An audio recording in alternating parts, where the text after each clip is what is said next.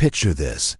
A quiet new girl walks into her high school cafeteria, minding her own business when the most ruthless mean girls decide to make her their next victim. They plan the most humiliating public takedown in front of the entire school.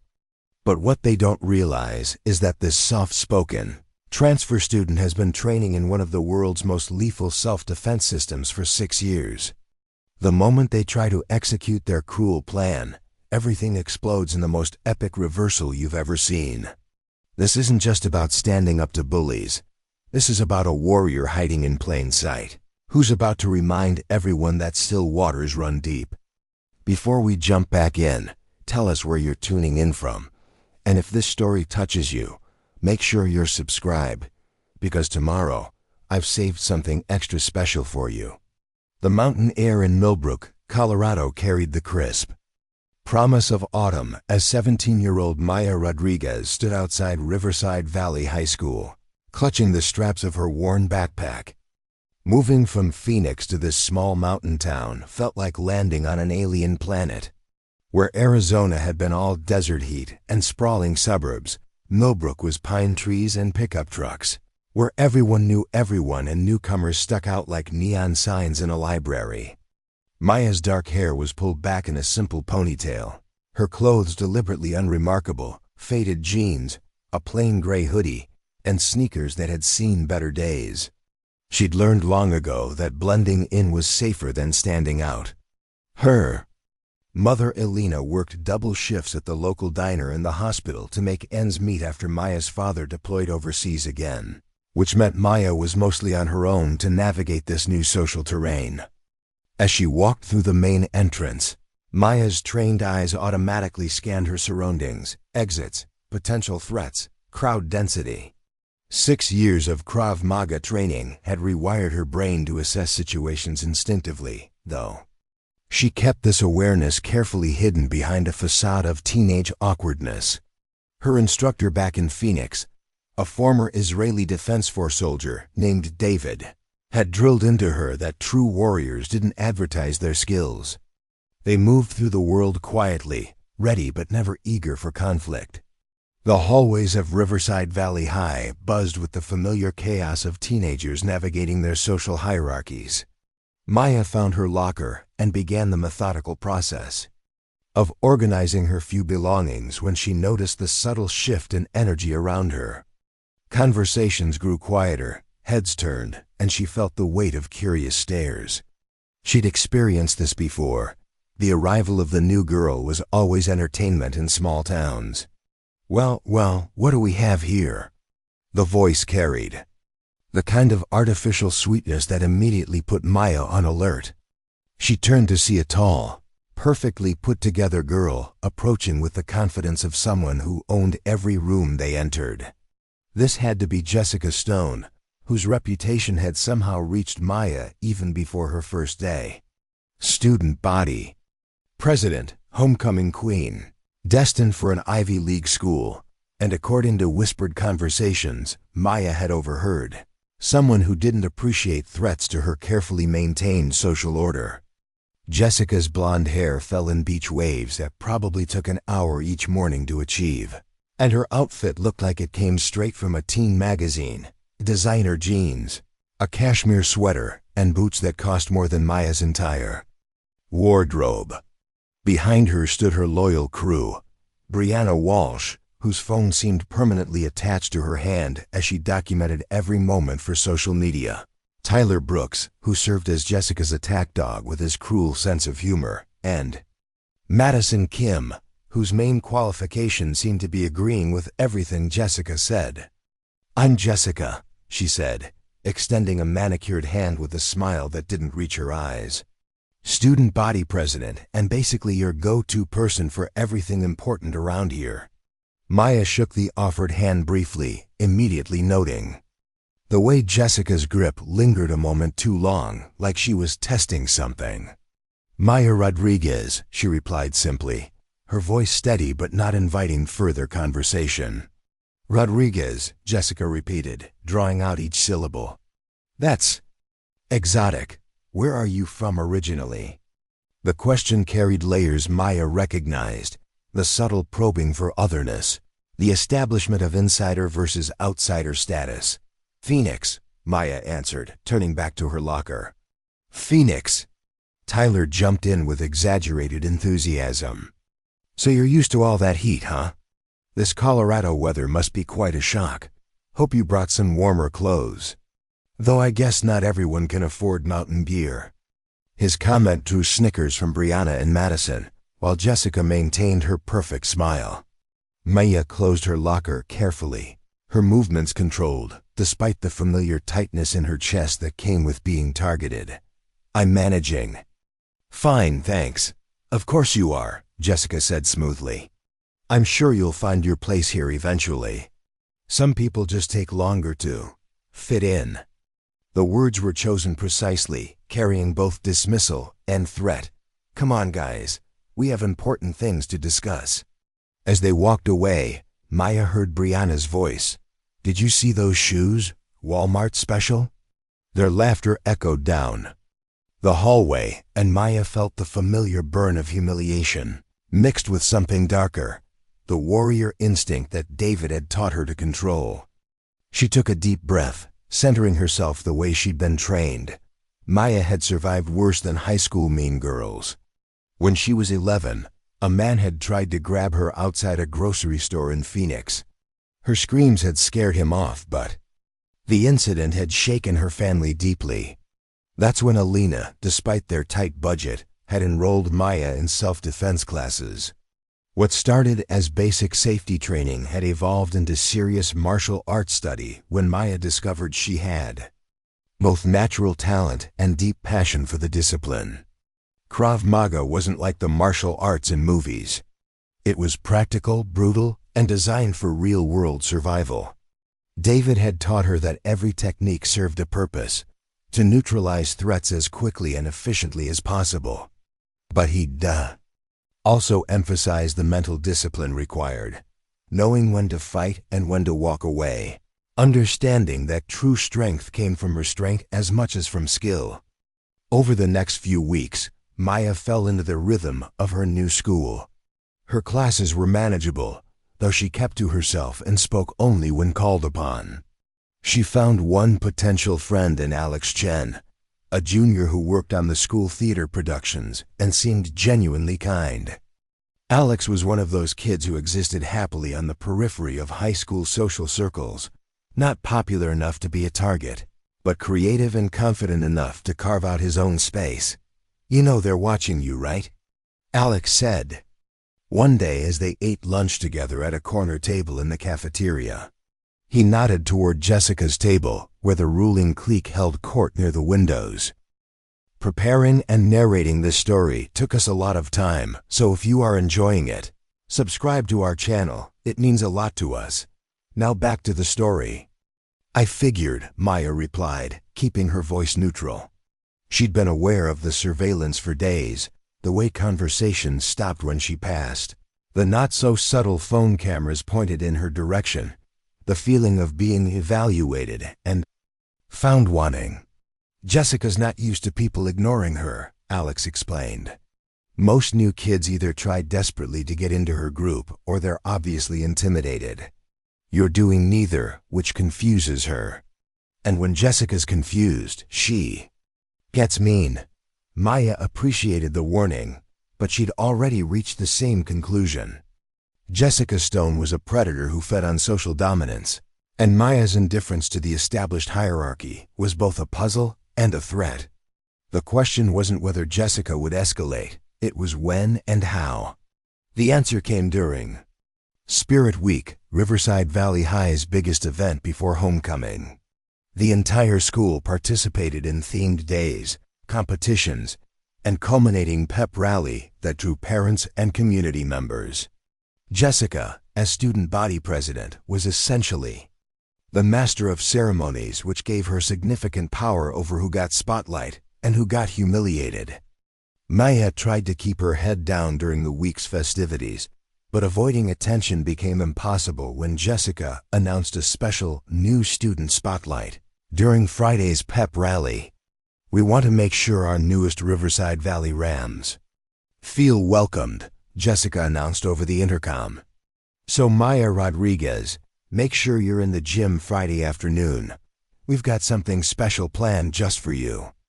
The fake enthusiasm in Jessica's voice made Maya's skin crawl, but she also felt a familiar calm settling over her.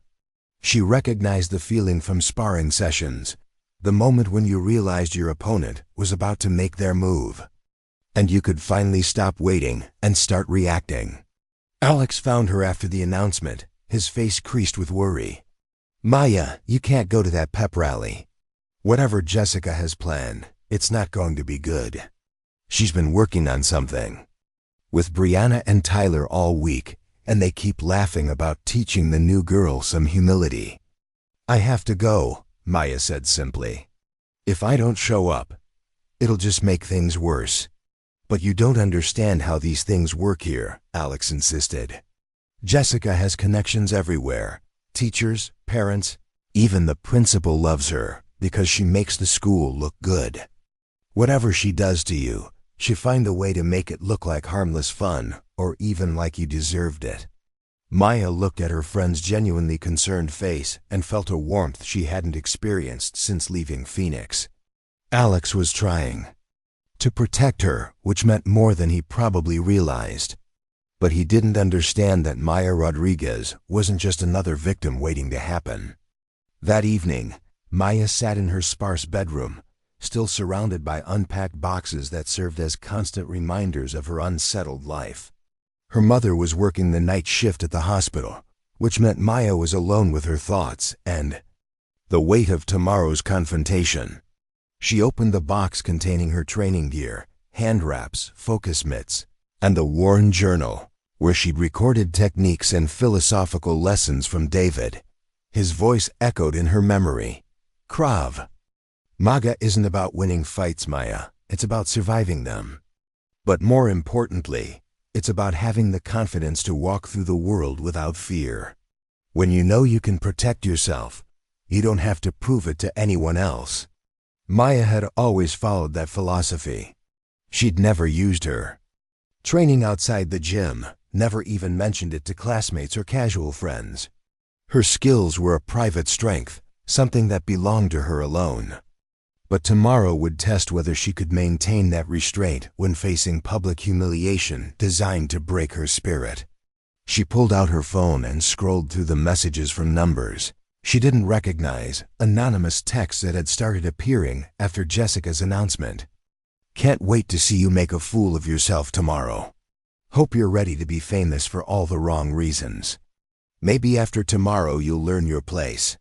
Maya deleted each message without responding, but their existence confirmed what she already suspected. Jessica's plan wasn't just about embarrassing her. It was about establishing dominance so completely that Maya would never recover her footing in this school. It was psychological warfare designed to isolate her, shame her, and force her into either submission or retreat. But Jessica Stone had made one critical miscalculation. She'd assumed that Maya Rodriguez was just another insecure teenager who could be broken by social pressure. She had no idea that the quiet girl in second-hand clothes had spent years training her mind and body to handle threats far more serious than high school politics. Maya closed the journal and began her evening routine, stretching, shadowboxing, running through defensive combinations until her movements became meditation. Each technique was muscle memory now, her body responding to threats before her conscious mind even processed them. David had always said that real combat happened too fast for thinking. You had to trust your training and let your body react with the speed and precision that only came from countless hours of repetition. As she moved through the familiar forms, Maya felt her anxiety transform into something else. Not excitement exactly, but a kind of focused readiness.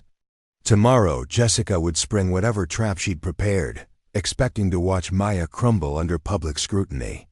Instead, she would discover that some people couldn't be broken, only awakened. The Friday morning arrived with the crisp clarity that mountain towns were famous for, and Riverside Valley High vibrated with Spirit Week energy. Students wore their school colors, painted their faces, and decorated their lockers in preparation for the afternoon pep rally. Maya dressed normally, jeans, sneakers, and a simple blue shirt that happened to match the school colors, without looking like she was trying too hard. She moved through her morning classes in a state of heightened awareness, noting how conversations stopped when she passed, and how Jessica's friends kept glancing at her with barely contained excitement. Whatever they had planned was clearly elaborate enough to require coordination, which meant Maya needed to be ready for multiple moving parts. During lunch, Alex made one final attempt to convince her to skip the pep rally. "I heard Brianna practicing some kind of speech," he said, urgently, and Tyler was talking about the perfect setup. "Maya, please, just say you're sick and go home." "I appreciate you looking out for me," Maya said genuinely, "but running away won't solve anything. These people will just find another time, another way. Better to deal with it now on my terms." "Your terms?" Alex looked confused. "Maya, you'll be standing alone in front of the entire school while Jessica controls the microphone and the spotlight. How is any of that on your terms?" Maya smiled, and for just a moment, Alex caught a glimpse of something that made him pause, a confidence that seemed completely at odds with the quiet girl he thought he knew. Sometimes the person who looks powerless has the most power of all. The gymnasium filled rapidly as the afternoon pep rally began. Students packing the bleachers while teachers lined the walls, and parents filtered in to document their children's moment in the spotlight. The school band played fight songs while cheerleaders performed routines they'd been perfecting for weeks. Jessica stood at center court with a wireless microphone, looking every inch the perfect student leader in her carefully chosen outfit and professionally done hair. Maya entered the gym quietly, taking a seat in the back row where she could observe the entire scene. She noticed Brianna positioning herself near the door with her phone ready to record, Tyler lingering by the sound equipment with a suspicious grin, and Madison stationed near the emergency exits, blocking escape routes. Maya realized with professional appreciation for their tactical thinking. "Before we get to our final performance," Jessica announced, her voice carrying easily through the packed gymnasium, "I want to take a moment to recognize someone special. As student body president, I believe it's important that we welcome new members of our Riverside Valley family with open arms." The crowd murmured appreciatively as Jessica's smile widened. "Maya Rodriguez, would you please come down here? Don't be shy. We've prepared something really special to help you feel at home." Every eye in the gymnasium turned toward Maya, and she felt the familiar tightness in her chest that came with being singled out. But underneath the discomfort was something else, the calm focus that David had trained into her. She stood slowly, her movements controlled and deliberate, and began walking down the bleacher steps toward the court. As she descended, Maya's trained awareness cataloged every detail of her environment. The gymnasium had 4 exits, but Brianna and Madison had positioned themselves to funnel her toward the center court, where Tyler waited with what looked like a bucket, partially hidden behind the sound equipment. Classic ambush tactics: control the target's movement, limit their options, then spring the trap when they're maximally vulnerable. "There she is," Jessica exclaimed as Maya reached the court. "Everyone give Maya a big Riverside Valley welcome."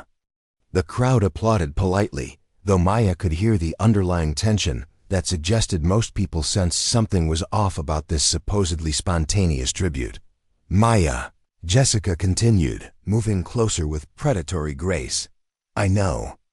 It can be hard being the new person, trying to figure out where you fit in. So we thought we'd help you understand exactly what kind of community this is, and what we expect from people who want to be part of it." Maya stood in the center of the court, surrounded by hundreds of watching eyes, and felt time slow to the crystalline clarity that came just before combat. She could see Tyler moving into position with the bucket, could feel Brianna's phone camera focusing on her face to capture maximum humiliation, could sense the cruel anticipation radiating from Jessica's perfect smile. "You see, Maya," Jessica said, raising her voice so every person in the gymnasium could hear clearly, "at Riverside Valley, we believe in honesty. We don't pretend to be something we're not. We don't put on airs or act like we're better than everyone else just because we're different." The crowd was completely silent now, sensing the shift from celebration to something darker. Maya stood motionless in the of it all, her breathing steady, her posture relaxed but ready. She looked like a lamb being led to slaughter, but inside, the warrior David had trained was wide awake and calculating distances, angles, and response times. "So we thought you should know what people really think about you," Jessica continued, her mask of friendliness beginning to slip. "About your discount store clothes, and your antisocial attitude, and your assumption that you're too good to make an effort to fit in here." Tyler had reached his position now, the bucket clearly visible in his hands. Maya could smell the contents from 15 feet away, some combination of chocolate syrup, feathers, and what was probably glue. A classic humiliation cocktail designed to coat her in sticky, smelly mess that would take hours to clean off and ensure she became a viral laughingstock. "We thought you deserved a proper Riverside Valley makeover," Jessica said with venomous sweetness. "Tyler, would you do the honors?"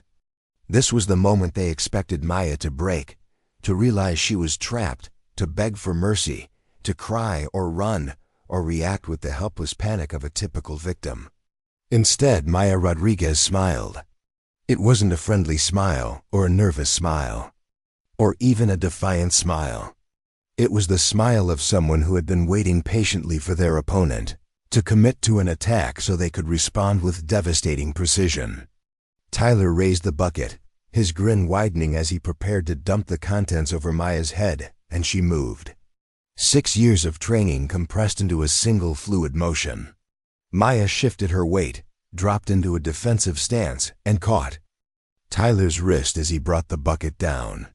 Her movement was so fast and unexpected that he had no time to react before she used his own momentum against him, redirecting the bucket's contents in a perfect arc that sent chocolate syrup, feathers, and glue flying directly back at Jessica. The student body president had just enough time to register shock before she was covered head to toe in the mess she'd prepared for Maya. The gymnasium erupted in gasps and startled laughter as Jessica stood there dripping, her perfect hair matted with feathers, her designer outfit ruined beyond repair. But Maya wasn't finished. Tyler, off balance and confused, stumbled toward her, and she demonstrated why KRAV MAGA was considered one of the world's most effective self-defense systems. A simple foot sweep sent him crashing to the floor, while a controlled push sent him sliding across the polished court to land in an undignified heap near the bleachers. Brianna, still filming with her phone, didn't see Maya approach until it was too late. A gentle but firm hand on her wrist twisted the phone free and sent it sailing in a high arc that ended with a satisfying crack on the gymnasium floor. Entire sequence had taken less than 10 seconds, but the psychological impact was seismic. Maya stood calmly in the center of the court, completely clean and composed, while her would-be tormentors dealt with the consequences of their own failed ambush. Jessica was covered in sticky mess, Tyler was groaning on the floor, and Brianna was staring at her broken phone in disbelief. The silence in the gymnasium was deafening until Maya walked over to the microphone that Jessica had dropped in her shock. Her voice, when she spoke, was steady and clear, carrying easily to every corner of the packed space. "I want to thank Jessica for this warm welcome," Maya said, her tone perfectly polite. "And I want everyone here to understand something important. I moved to Millbrook because my father is deployed overseas, serving his country, and my mother works 2 jobs to support us. I don't have designer clothes or expensive phones because we spend our money on things like rent and groceries and my father's care packages." The crowd was hanging on every word now, the social dynamics in the room shifting with tectonic force. Maya continued, her voice gaining strength. I've been training in self-defense since I was 11 years old because the world can be dangerous for people who can't protect themselves. But my instructor taught me that real strength isn't about hurting people. It's about standing up for what's right and protecting those who need protection. She looked directly at Jessica, who was still dripping and speechless with humiliation. I never wanted to be your enemy.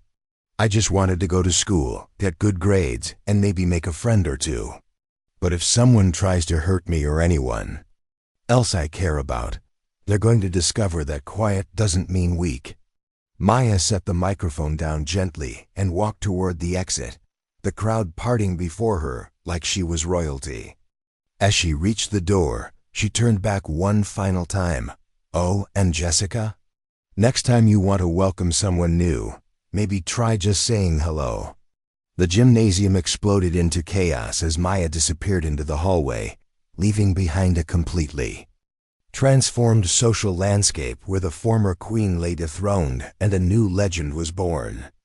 The aftermath of the pep rally spread through Riverside Valley High like wildfire through dry mountain grass.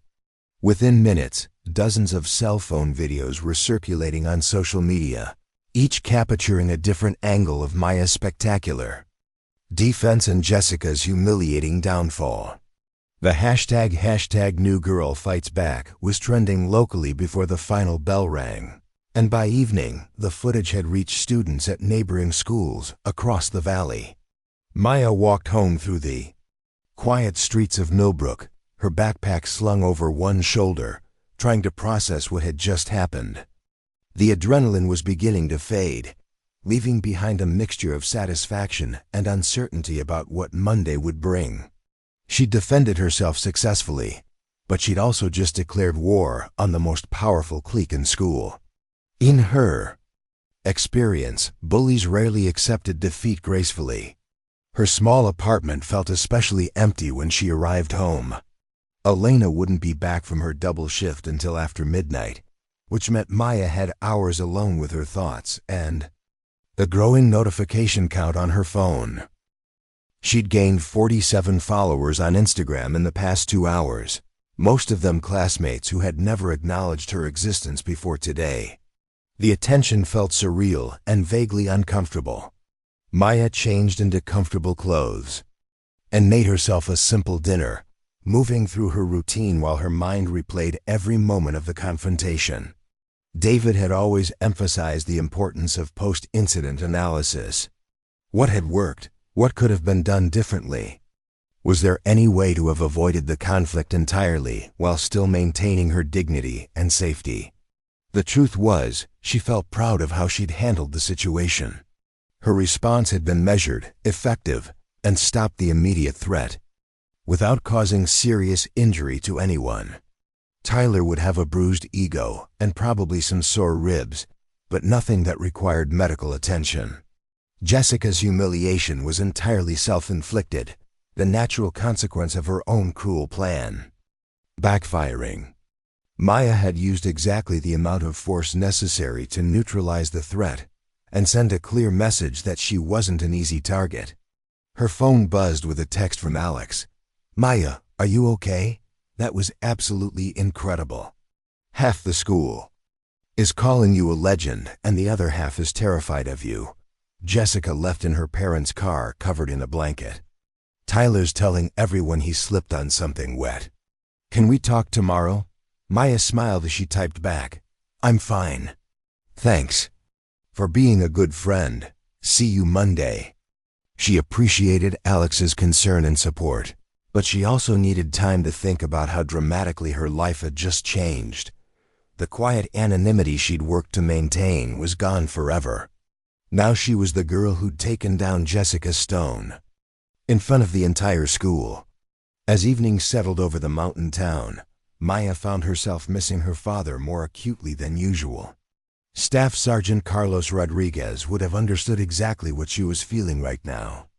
He'd faced his own share of conflicts over the years, both in military service and in civilian life, and he'd always been her guide for navigating difficult situations. His video calls from overseas were sporadic due to security protocols, But Maya wished desperately she could talk to him tonight. Instead, she pulled out her phone and scrolled through their recent messages.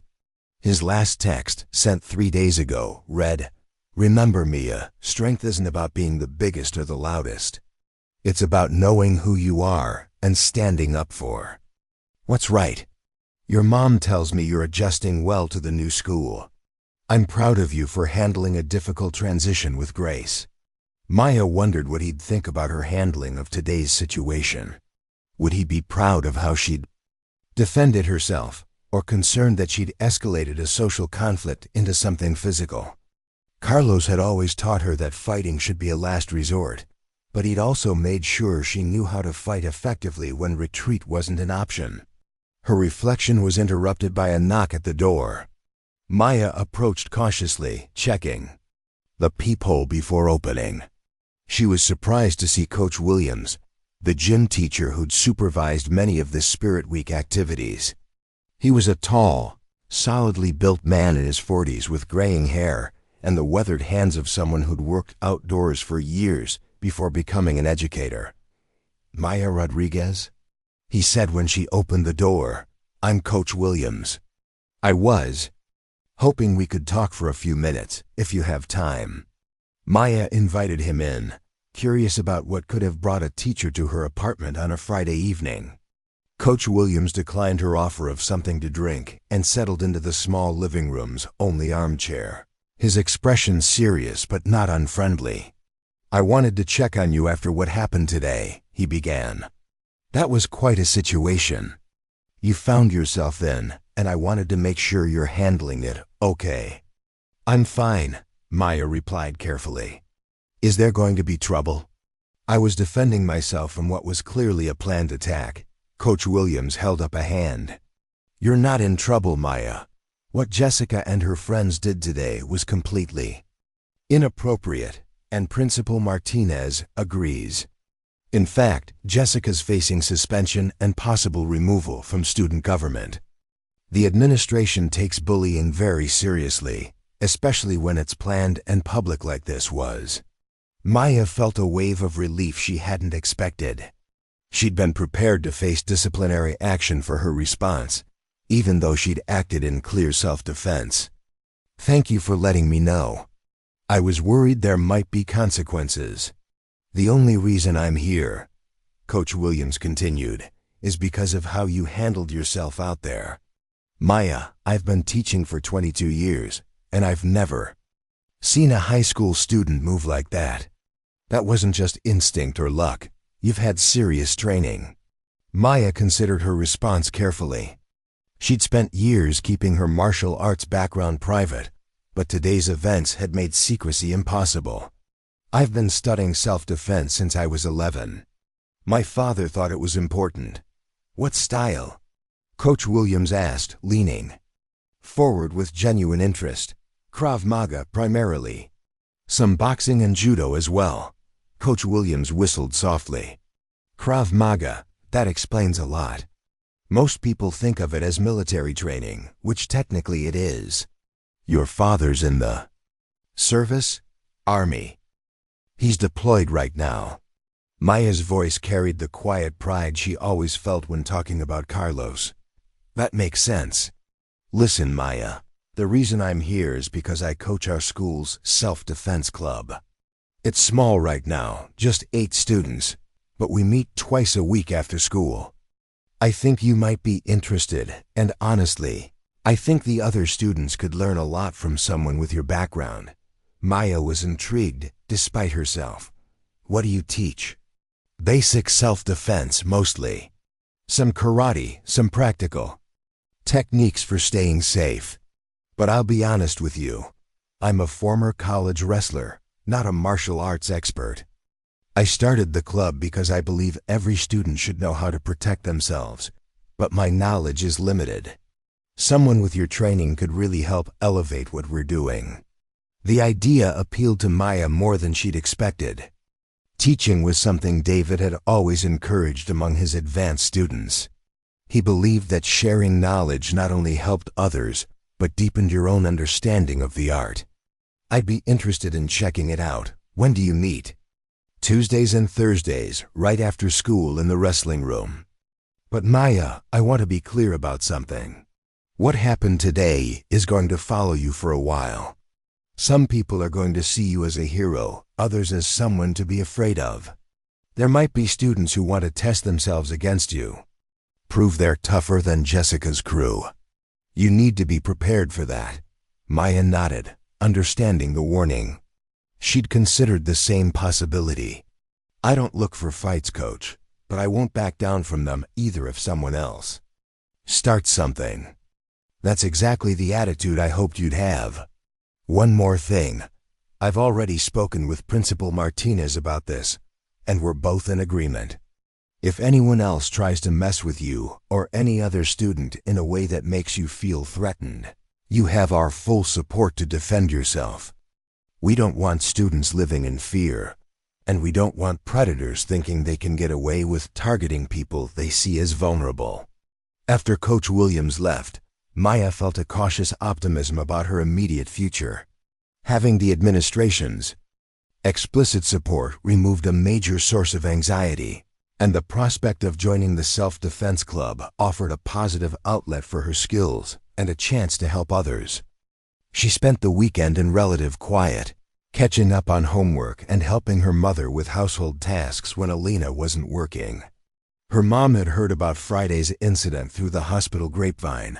Apparently, one of the nurses had a daughter at Riverside Valley who'd witnessed the whole thing.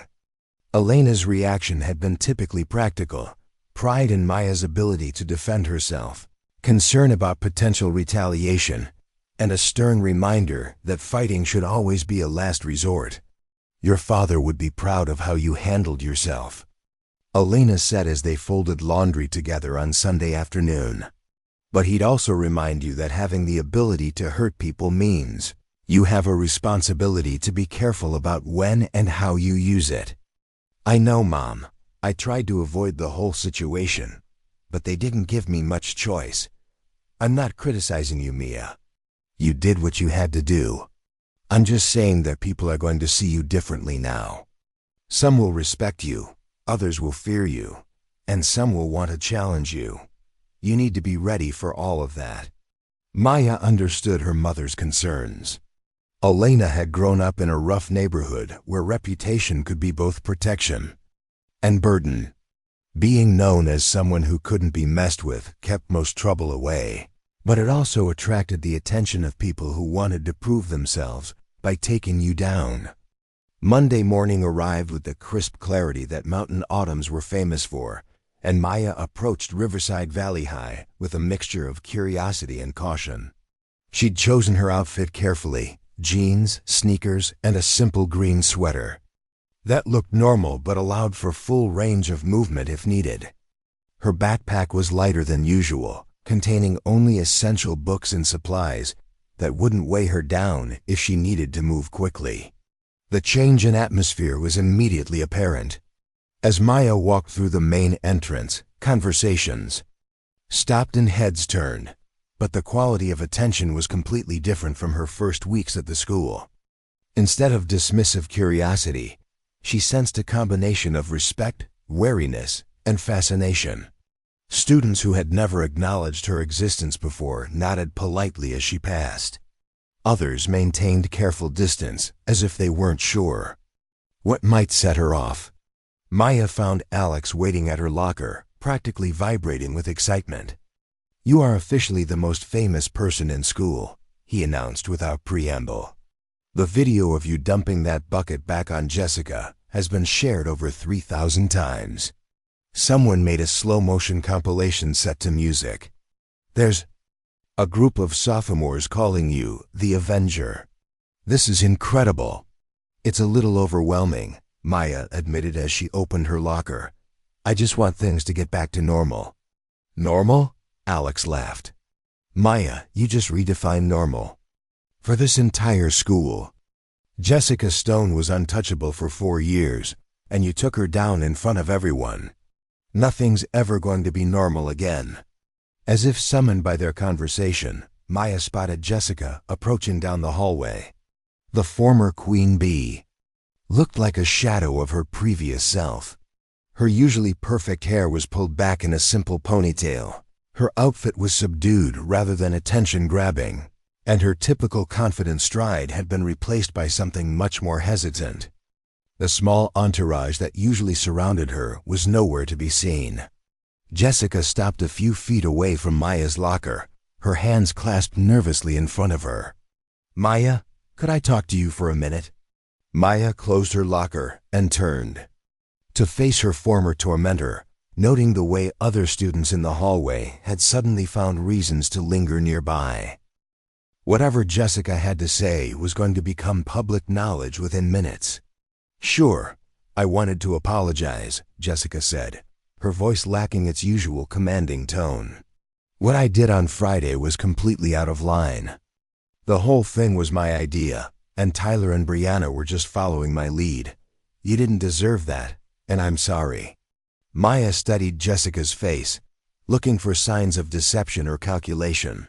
What she saw instead was genuine embarrassment, and what appeared to be actual remorse.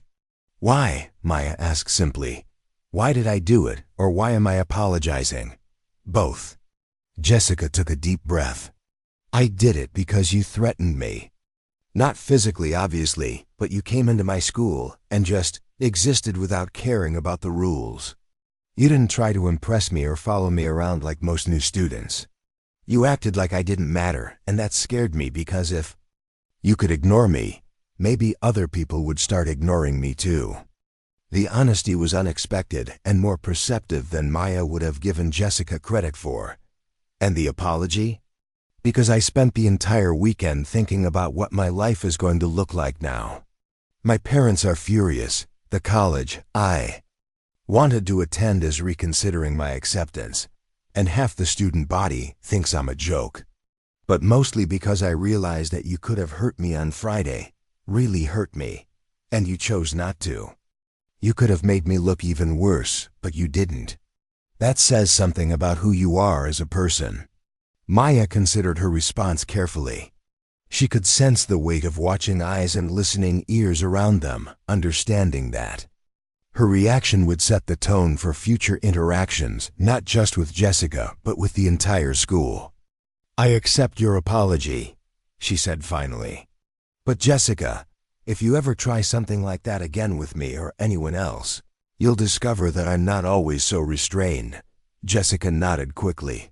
"Understood, and Maya? For what it's worth, I think you're going to do just fine here." As Jessica walked away, Maya became aware of the crowd that had gathered to witness their interaction. The hallway was packed with students who had clearly been hoping for round 2 of Friday's conflict. Instead, they'd witnessed something much more mature and unexpected, a genuine apology and a measured response. Alex appeared at her elbow, shaking his head in amazement. "Did Jessica Stone just publicly apologize to you and basically admit that you're tougher than she is?" "I think she did," Maya replied, still processing the unexpected turn of events. "This is unreal. The old Jessica would have spent the weekend plotting revenge. Instead, she just admitted defeat in front of half the school. Maya, I think you might have actually changed her." The rest of Monday passed more smoothly than Maya had dared to hope. Teachers treated her normally, classmates were respectful, rather than hostile, and by lunchtime, the intense scrutiny had faded to manageable levels. She even noticed several students she'd never spoken to nodding politely when they passed in the hallways, as if her confrontation with Jessica had somehow elevated her social status overnight. During lunch, Maya found herself joined by a group of students she'd barely noticed before, kids who existed on the periphery of the school's social hierarchy. There was Maria Santos, a quiet junior who'd been one of Jessica's frequent targets. David Kim, a senior who spent most of his time in the computer lab. And Sarah Chun, Alex's younger sister who was a sophomore with dreams of becoming a veterinarian. "We wanted to thank you," Maria said as she set her tray down at Maya's table. "What you did on Friday, it wasn't just about you. Jessica and her crew have been making life miserable for a lot of people, and seeing someone finally stand up to them gives the rest of us hope. David nodded enthusiastically. She used to steal my lunch money freshman year. Claimed it was a nerd tax that I owed for being in advanced math classes.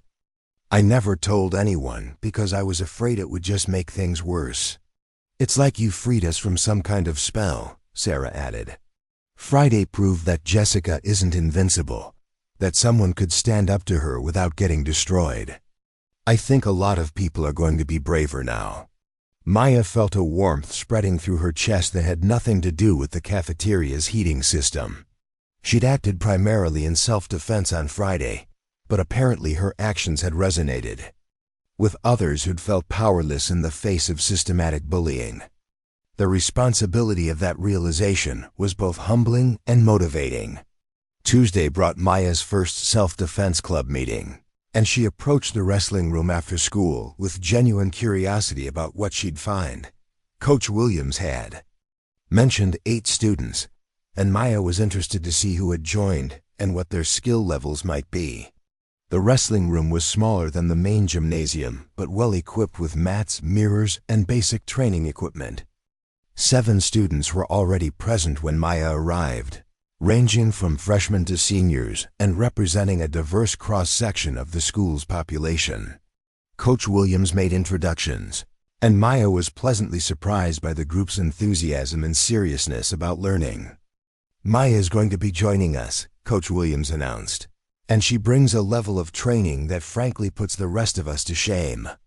Maya, would you mind demonstrating some basic techniques for the group? Maya spent the next hour working with the club members on fundamental self-defense concepts, awareness, distance management, and simple escape techniques. She was careful to emphasize the same principles David had drilled into her. Avoid confrontation whenever possible. Use only the force necessary to escape danger, and never use training to intimidate or harm others unnecessarily. What struck her most was how eager the other students were to learn and how seriously they took the responsibility that came with self-defense knowledge. Several mentioned that Friday's incident had motivated them to take personal safety more seriously, not because they wanted to emulate Maya's confrontation with Jessica, but because they wanted to feel more confident and secure in their daily lives. This is exactly what I was hoping for when I started this club, Coach Williams told Maya as they cleaned up after the session. You've got a gift for teaching, and your technical knowledge is outstanding. If you're interested, I'd love to have you help me run the club on a more formal basis. Maya agreed, feeling a sense of purpose she hadn't experienced since leaving Phoenix. Teaching self-defense would allow her to share the confidence and skills that had transformed her own life while building connections with fellow students who shared her values of self-improvement and mutual protection. The following week settled into a new rhythm for Maya. Her academic performance remained strong. Her friendship with Alex deepened, and she found herself genuinely enjoying her role as assistant instructor for the self-defense club. The group grew from 8 members to 15 as word spread about the quality of instruction and the supportive atmosphere Maya and Coach Williams had created. Jessica kept her word about changing her behavior, though the transformation was gradual rather than dramatic. She remained popular and socially influential, but her treatment of other students became notably more respectful. Tyler and Brianna seemed to have learned their own lessons from Friday's debacle, maintaining careful distance from Maya and avoiding any behavior that might be interpreted as bullying. Maya's reputation throughout the school evolved from the new girl who took down Jessica Stone to the girl who taught us all that quiet strength is real strength. Students began approaching her for advice on handling conflicts, dealing with bullies, and building confidence. She found herself becoming an informal counselor and mediator, helping other students navigate social challenges without resorting to violence. The attention was sometimes overwhelming, but Maya gradually learned to balance her desire for privacy with her growing role as a leader and protector within the school community. She established clear boundaries about when and how she was willing to get involved in other people's conflicts, always emphasizing that physical intervention should be a last resort after all other options had been exhausted. Her father's next video call came 3 weeks after the pep rally incident, and Maya finally had the chance to tell him about what had happened. Carlos listened to her account with the focused attention he brought to all military briefings, asking occasional questions but mostly letting her explain the situation in her own words. "I'm proud of you, Mia," he said when she finished. "You handled a difficult situation with honor and restraint. But more importantly, you've used what happened to help other people and build something positive. That's what real leadership looks like." "I never wanted to be a leader," Maya admitted. "I just wanted to be left alone to do my schoolwork and maybe make a few friends." Carlos smiled, his weathered face crinkling around eyes that had seen too much conflict, but still held warmth and wisdom. The best leaders are the ones who don't seek power for its own sake, but accept responsibility when circumstances demand. You could have used what happened on Friday to intimidate people or build a reputation as someone to fear. Instead, you chose to teach and protect and build community. That tells me everything I need to know about the woman you're becoming. Maya felt tears prick her eyes at her father's words. His approval meant more to her than any social media fame or school-wide recognition ever could. "I miss you, Papa." "I miss you too, Mia. But I want you to know that every day I'm proud to tell my fellow soldiers that my daughter is strong enough to protect herself and generous enough to protect others. That's the kind of legacy that matters." As autumn deepened in the Colorado mountains and homecoming approached, Maya reflected on how dramatically her life had changed since that first day outside Riverside Valley High. She'd gone from invisible outsider to respected leader, from isolated teenager to valued friend and mentor. The confidence that KRAV MAGA training had given her had extended far beyond physical self-defense to encompass every aspect of her life. The girl who had once moved through the world trying to remain unnoticed had discovered that true strength came not from hiding but from standing up, not from avoiding conflict but from facing it with courage and integrity, not from seeking power but from using whatever influence she had to protect and uplift others. Maya Rodriguez had found her place in Millbrook, Colorado, not by conforming to existing social structures, but by demonstrating that there was another way to move through the world with quiet confidence, principled strength, and genuine care for the welfare of others. She'd learned that sometimes the most powerful thing you can do is simply refuse to be a victim and show others that they don't have to be victims either. The mountain town that had once seemed alien and unwelcoming now felt like home, and the school that had initially appeared to be just another challenge to endure had become a community where Maya's unique gifts could flourish and make a real difference in other people's lives. October brought the first serious snowfall to the Colorado mountains, and with it, an unexpected challenge that would test everything Maya had learned about leadership, loyalty, and the true meaning of strength. The crisp morning air carried the scent of pine and promise as Maya walked to school, her breath forming small clouds in the cold. She'd grown to love these mountain mornings, so different from the desert heat of Phoenix, where autumn meant slightly less scorching temperatures rather than this dramatic transformation of the landscape. Riverside Valley High was buzzing with homecoming preparations, and Maya found herself reluctantly drawn into the festivities, despite her preference for staying on the sidelines. The Self-Defense Club had volunteered to help with security for the dance, which meant Maya would be spending her Saturday evening making sure drunk teenagers didn't start fights or wander into dangerous situations. It wasn't exactly her idea of fun, but Coach Williams had emphasized the importance of community service, and Maya couldn't argue with the principal. The morning started normally enough, with Maya arriving at her locker to find Alex practically bouncing with excitement about some theater production he was helping to design. His enthusiasm was infectious, and Maya found herself smiling despite the early hour and the weight of the upcoming day.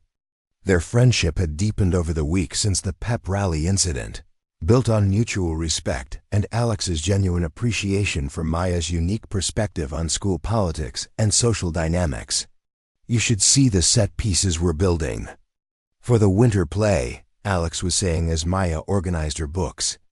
"Mrs. Henderson finally approved my design for the castle walls, and they're going to be absolutely spectacular. I'm thinking about asking if you want to help with some of the construction work. You've got those steady hands from all your martial arts training." Maya was about to respond when she noticed a commotion near the main entrance. A group of students had gathered around someone she couldn't quite see, their voices carrying an edge of excitement mixed with concern. Maya's trained awareness immediately kicked in, her senses sharpening as she assessed the situation for potential threats or conflicts that might require intervention. "What's going on over there?" Alex asked, following her gaze toward the growing crowd. Before Maya could answer, the group parted slightly, and she caught sight of what had captured everyone's attention. Standing in the center of the circle was a girl Maya had never seen before, but whose presence immediately set off every alarm bell in her head. The newcomer was tall and athletic, with short black hair and the kind of posture that screamed military training. She wore dark jeans and a leather jacket that looked both expensive and well-used, and her eyes moved constantly, cataloging faces and exits with the same professional awareness Maya recognized in herself. More concerning than the girl's obvious training was the way she was looking directly at Maya across the crowded hallway, her gaze steady and calculating. This wasn't the casual curiosity of another new student, or the starstruck attention Maya had grown accustomed to since her confrontation with Jessica. This was the focused evaluation of a predator sizing up potential prey, or worse, a competitor. Assessing the opposition. "Oh," Alex breathed beside her. "That's not good. You know her?" Maya asked, not taking her eyes off the newcomer.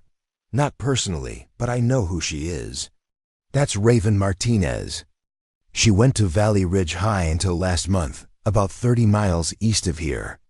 My cousin goes there, and according to him, Raven was basically the Valley Ridge version of what Jessica used to be here, except way more hardcore.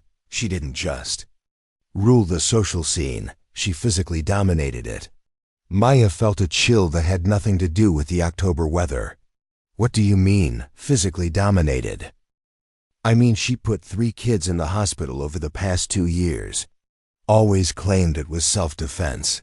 Always managed to avoid serious consequences because her mom's a lawyer and her dad's some kind of military contractor. But everyone knew. She was looking for fights, picking on people who couldn't defend themselves, and escalating situations that could have been resolved peacefully." The crowd around Raven was beginning to disperse as students headed to their first period classes. But the newcomer remained where she was, still watching Maya with that unsettling intensity. Maya made a decision that surprised even herself. Instead of avoiding the confrontation, she walked directly toward Raven, closing the distance between them with the confident stride she'd learned from months of martial arts training. "You must be Maya Rodriguez," Raven said when Maya stopped a few feet away. Her voice was low and controlled, with just a hint of an accent that suggested Spanish was her first language. "I've heard a lot about you." "All good things, I hope," Maya replied, keeping her tone neutral but letting a hint of steel creep into her voice. She could feel other students slowing their pace to eavesdrop on the conversation, sensing potential drama. Raven smiled, but it wasn't a friendly expression. "Depends on your perspective. Some people think you're some kind of hero for standing up to a spoiled rich girl. Others think you got lucky against someone who had no idea how to fight back." "And what do you think?" Maya asked, genuinely curious about where this was heading. "I think," Raven said, taking a half-step closer, "that you've never faced someone who actually knows what they're doing.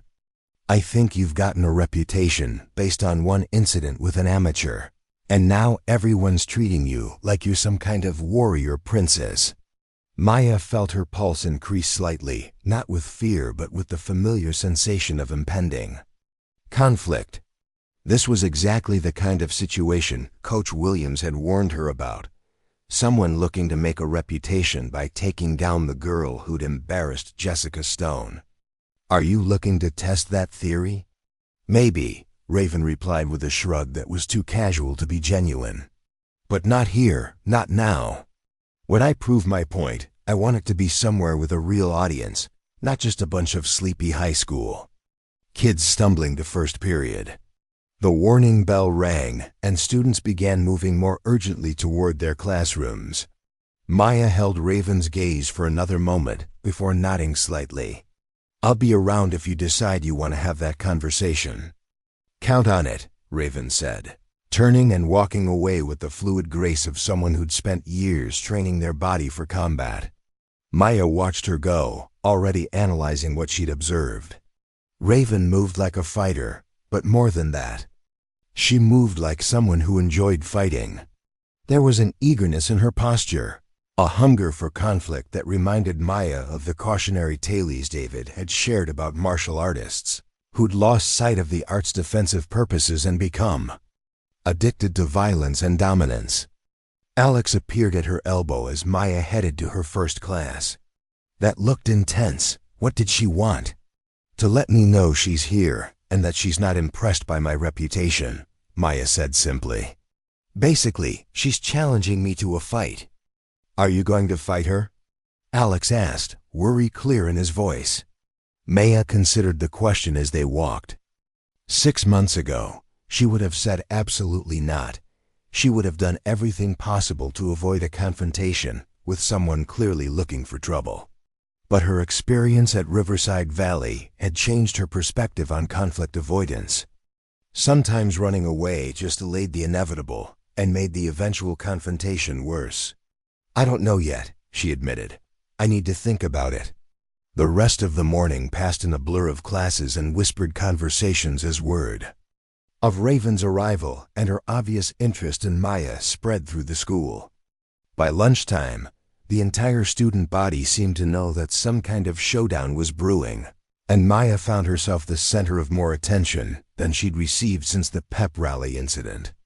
During lunch, Maya sat with her usual group, Alex, Maria, David, and Sarah, but the conversation was stilted and nervous. Everyone was waiting for her to address the elephant in the room, but Maya wasn't sure what to say.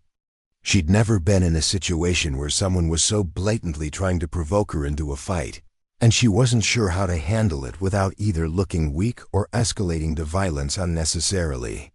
You know you don't have to prove anything to her, right?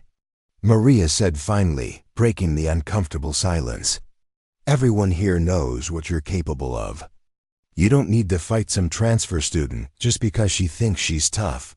It's not about proving anything, Maya replied, picking at her sandwich without much appetite. It's about what happens if I don't address this now. People like Raven don't just go away if you ignore them. They escalate until you have no choice but to respond, usually at the worst possible time and place. David nodded thoughtfully. She reminds me of this kid who transferred to my middle school. He spent weeks picking fights with anyone who had a reputation for being tough, like he was collecting trophies or something. It only stopped when someone finally gave him the beating he was looking for. But that's exactly what she wants, Sarah protested. She wants you to fight her so she can either beat you and take your reputation, or lose and claim she was victimized by the girl everyone's afraid of. Either way, she wins. Maya appreciated her friend's concern, but she could see the situation more clearly than they could. Raven wasn't going to be satisfied with words or social maneuvering. She was a predator who'd identified Maya as a threat to her ability to dominate her new environment, and she wouldn't stop until she'd eliminated that threat one way or another.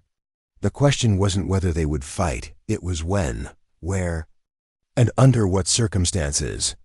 Maya preferred to choose the terms of engagement rather than let Raven dictate them.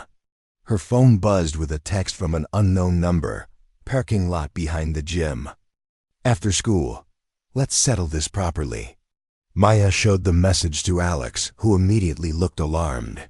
She's seriously challenging you to meet her for a fight? This is insane. You should show this to Coach Williams or Principal Martinez. And tell them what? That another student invited me to a meeting? She didn't explicitly threaten me or challenge me to fight. Technically, this could be completely innocent. Right, because when someone with Raven's reputation asks you to meet them alone behind the gym, they're probably planning to discuss homework, Alex said sarcastically. Maya understood his concern, but she also knew that involving the administration would only delay the inevitable while making her look like she was hiding behind authority figures. Raven would simply find another time and place, probably one less advantageous for Maya. She typed back, "I'll be there." The afternoon dragged by with agonizing slowness, each class period feeling like an hour as Maya mentally prepared for the confrontation ahead. She'd faced training partners who were bigger, stronger, and more experienced than herself, but this felt different. Raven wasn't a sparring partner or even a defensive situation. She was someone actively seeking to hurt Maya for no reason other than ego and reputation. Maya found herself thinking about her father's stories from his military deployments, particularly his accounts of situations where conflict became unavoidable despite everyone's best efforts to prevent it. Carlos had always emphasized that the key to surviving such moments was preparation, both mental and physical, and absolute commitment to doing whatever was necessary to protect yourself and others. During her last class of the day, Maya received another text from Raven. "Bring your little theater friend if you want. He can film it for posterity." The casual cruelty of involving Alex in her threat crystallized Maya's resolve. This wasn't just about her anymore.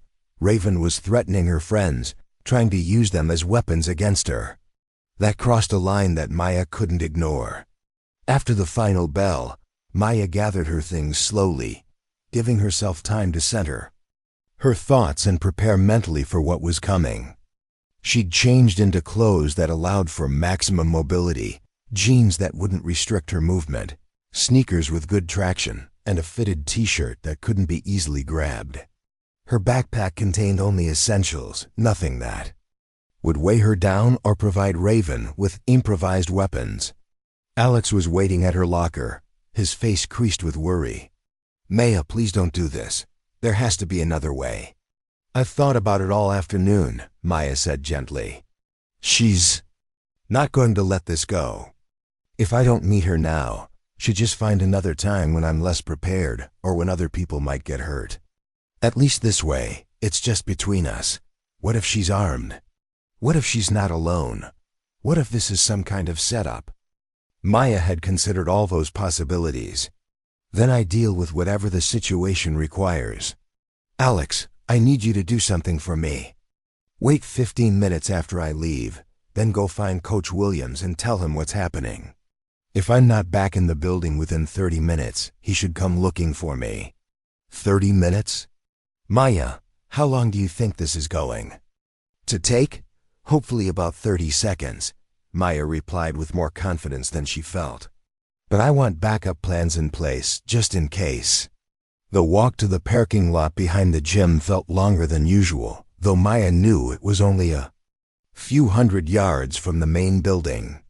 The area was relatively secluded, hidden from the main campus by the bulk of the gymnasium and bordered by a stand of pine trees that provided natural privacy. It was the kind of place where students sometimes went to skip class or have conversations they didn't want overheard. Raven was already there, leaning against a black motorcycle that looked as expensive and intimidating as its owner. She'd shed her leather jacket, revealing a tight black tank top that showed off arms corded with muscle and several small scars that suggested extensive combat experience. Her stance was relaxed but ready, the posture of someone completely comfortable with the prospect of violence. "I wasn't sure you'd show," Raven said as Maya approached. "Most people with fake reputations find excuses to avoid situations like this. Most people don't go around picking fights with strangers." Maya replied, stopping about 10 feet away, Close enough to talk normally, but far enough to react if Raven moved suddenly. "I'm not picking a fight," Raven said with mock innocence.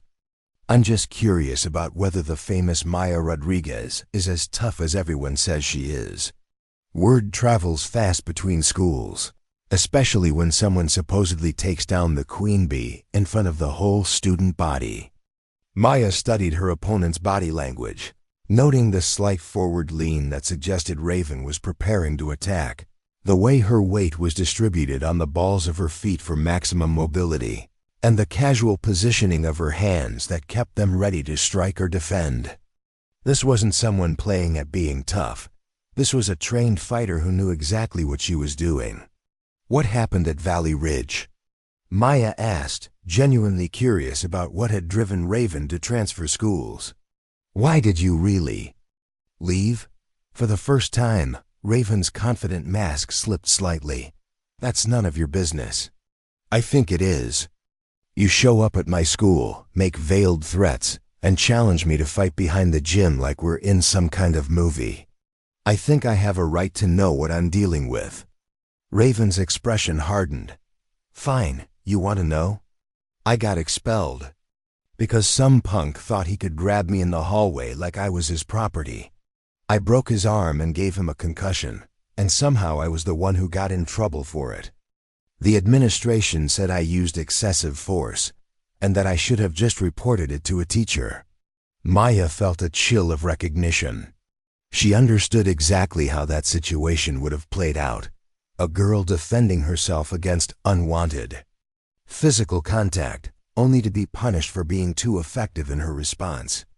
It was the kind of injustice that could drive someone to anger and resentment, especially if they felt like the system had failed them. "So now you're here," Maya said carefully, "and you're looking for someone to take that anger out on." "I'm looking for someone who understands what it's like to be strong in a world that punishes strength," Raven replied, her voice carrying genuine emotion for the first time. "Everyone thinks you're some kind of hero for humiliating that rich girl, but I know the truth. You're just like me. You know how to hurt people when they cross you." Maya realized that this confrontation wasn't really about reputation or dominance. Raven was looking for validation, for someone who understood the burden of being capable of violence in a society that demanded you pretend to be helpless.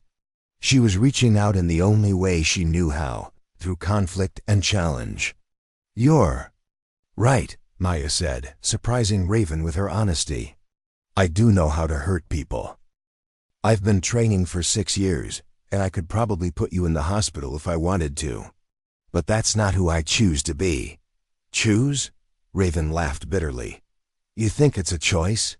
The first time someone tries to hurt you or someone you care about, you'll realize that all your noble intentions don't mean anything. The world is divided into predators and prey, and the only choice is which one you want to be." Maya shook her head. "There's a third option, protector. Someone who's strong enough to defend themselves and others, but disciplined enough to use that strength responsibly." "That's naive bullshit," Raven snapped, her composure finally cracking completely. "I tried being the protector. I defended myself and other people from bullies and creeps and assholes who thought they could do whatever they wanted. And where did it get me?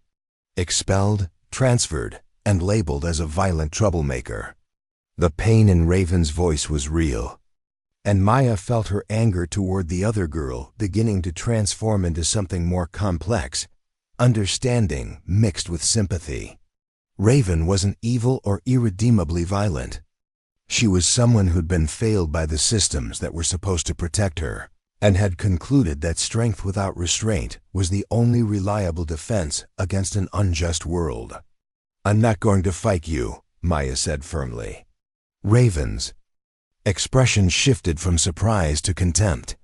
"Of course you're not. You're just another fake who talks tough but backs down when faced with a real challenge." "I'm not backing down," Maya clarified. "I'm choosing not to give you what you think you want. Fighting me won't prove you're strong, Raven. It'll just prove you're angry. And I understand angry. I've been angry too. but I won't let anger make my choices for me." For a moment, the two girls stared at each other across the 10 feet of asphalt that separated them.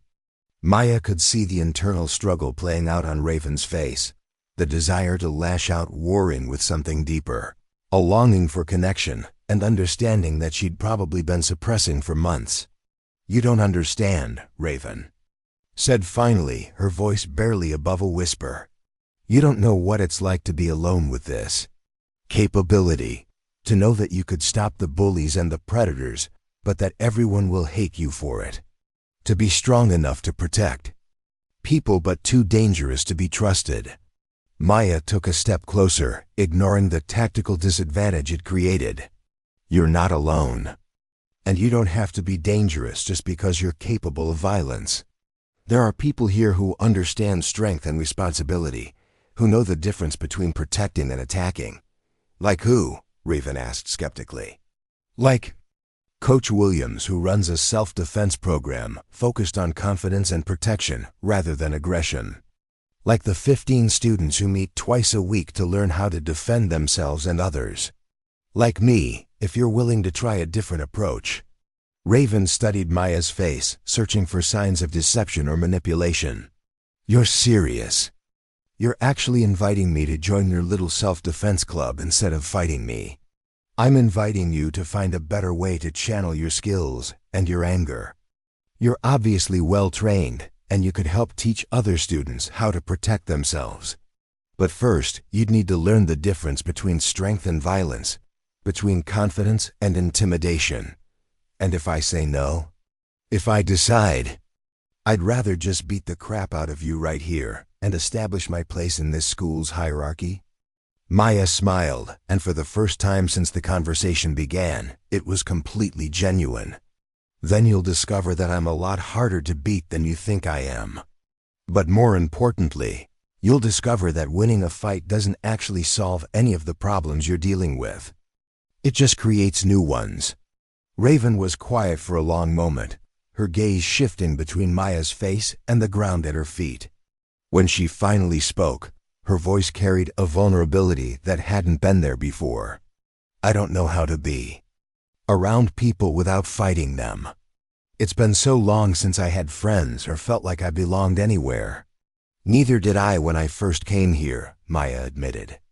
"I spent the first month trying to be invisible because I thought that was safer than risking conflict. But I learned that hiding from the world doesn't protect you from it. It just makes you an easier target when trouble finds you anyway. So what are you suggesting? That I just trust you and hope this works out better than every other school I've been to?" Maya considered the question seriously. Trust was a big ask from someone who'd clearly been betrayed by authority figures and peer groups before. But it was also the only foundation on which any real change could be built. "I'm suggesting that you give yourself a chance to be something other than angry and alone. Come to our next self-defense meeting. Meet the other students, see how we train, and decide for yourself whether it's worth trying a different approach." Raven looked at her motorcycle, then back at Maya. "And if it doesn't work? If I can't fit in with your group any better than I fit in anywhere else, then at least you'll know you tried something different. And I'll still be here if you need someone who understands what it's like to be strong in a world that doesn't always appreciate strength." The sound of approaching footsteps interrupted their conversation, and both girls turned to see Coach Williams and Alex emerging from behind the gym building. The coach's expression was carefully neutral, but Maya could see the relief in his eyes when he spotted both students standing and apparently uninjured. "Everything okay out here?" Coach Williams asked, his gaze moving between Maya and Raven. With the practiced assessment of someone accustomed to diffusing tense situations. "We were just talking," Maya replied honestly. "Raven was telling me about her experience at her previous school." Coach Williams studied Raven with obvious interest. "You must be the new transfer student I heard about." "I'm Coach Williams. I run the self-defense program here at Riverside Valley." Raven's posture remained defensive, but Maya could see curiosity flickering in her expression. "Maya mentioned that. What kind of program is it? The kind that focuses on confidence, discipline, and community rather than just fighting techniques, Coach Williams replied. We have students from all grade levels and skill backgrounds, and our main goal is helping people feel safe and capable in their daily lives. When's your next meeting? Raven asked, glancing at Maya. Thursday after school, Maya answered. Wrestling room, 3:30. Raven nodded slowly. I'll think about it. As the group began walking back toward the main building, Alex fell into step beside Maya. I was sure I was going to find you two beating each other up, he said quietly. Sometimes the strongest thing you can do is choose not to fight, Maya replied, watching Raven's retreating figure as she headed toward her motorcycle. Especially when the person challenging you is really just asking for help. The next few days passed without incident, but Maya found herself thinking frequently about her conversation with Raven. Thursday afternoon arrived with typical Colorado unpredictability, sunshine mixed with clouds that promised snow before evening. Maya arrived at the wrestling room early to help Coach Williams set up equipment and prepare for what might be a larger group than usual. At 3:30 exactly, the regular club members began filtering in, followed by several new faces Maya didn't recognize. She was beginning to wonder if Raven had decided against coming when the door opened one final time and the other girl walked in, looking distinctly uncomfortable but determined. Maya caught Raven's eye and nodded toward an empty spot on the mats. Glad you decided to check us out. We'll see, Raven replied, but her tone was less hostile than it had been during their parking lot conversation. Coach Williams began the session with basic warm-up exercises, followed by a review of situational awareness techniques for the newer members. Maya watched Raven throughout the initial exercises, noting how naturally the other girl moved and how quickly she absorbed instruction despite her obvious unfamiliarity with the group's teaching methods. When Coach Williams invited Maya to demonstrate some defensive techniques with a volunteer partner, she looked directly at Raven. Want to help me show the group some basic responses to grabs and holds?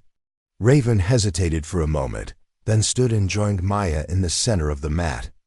What do you want me to do? Just grab my wrist like you're trying to restrain me, Maya instructed. Don't worry about going easy. I want everyone to see how these techniques work against real resistance. Raven's grip was strong and confident. Exactly what Maya had expected from someone with extensive combat training. Maya demonstrated the basic wrist escape technique they'd been working on, moving slowly enough for the watching students to follow each step of the process. Now try to grab me again, but this time really try to prevent the escape, Maya said. Raven's second attempt was more aggressive, using her superior reach and strength to make the hold genuinely difficult to break. Maya adjusted her technique accordingly, showing the group how to adapt basic movements when facing a larger or stronger opponent. What surprised Maya was how naturally Raven responded to the collaborative aspect of the demonstration. Instead of trying to overpower or embarrass her partner, Raven provided realistic resistance while still allowing Maya to successfully demonstrate each technique. It suggested an understanding of training methodology that went beyond simple fighting ability. After the formal instruction ended, several students approached Raven to introduce themselves and ask about her background. Maya was pleased to see that the group's usual welcoming atmosphere seemed to be working its magic on the newcomer, who gradually relaxed as she realized she wasn't being judged or challenged. You're really good at this, Sarah Chun told Raven, as they cleaned up the equipment. Have you been training for a long time? Since I was 12, Raven admitted. My dad thought I should know how to defend myself, and it kind of grew from there. What styles? David Kim asked with genuine curiosity. Mixed martial arts, mostly.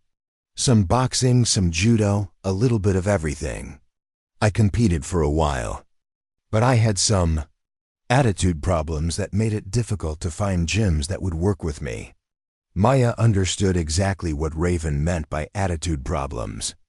The same aggression and lack of restraint that had gotten her in trouble at Valley Ridge would have made her a difficult training partner in most martial arts programs, which emphasize discipline and respect as much as physical technique. "We should spar sometime," Maria Santos said enthusiastically. "I've been working on my ground fighting, and it would be great to practice with someone who has real competition experience." Raven looked surprised by the invitation. "You'd want to spar with me? Even knowing my reputation?" "Your reputation for what?" "Being good at fighting?" Maria laughed. "That's exactly why I'd want to train with you. How else am I going to improve?"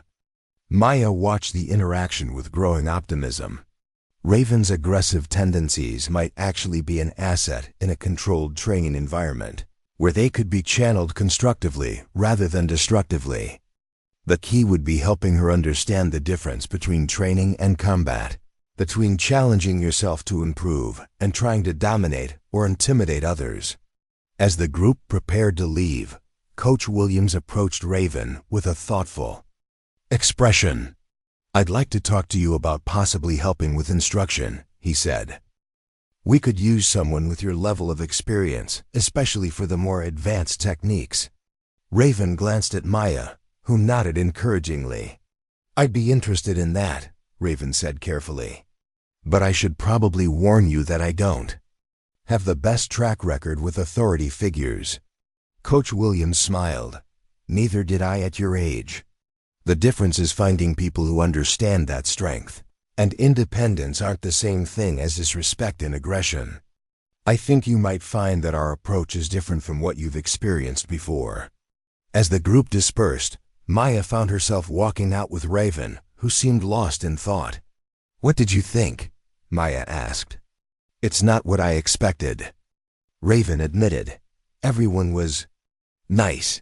Actually nice. Not fake nice because they were afraid of me or trying to get something from me." "That's because they don't see you as a threat," Maya explained.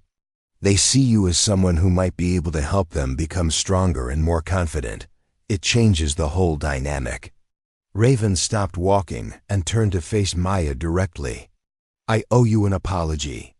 When I showed up here, I was looking for a fight because I thought that was the only way to establish myself in a new place.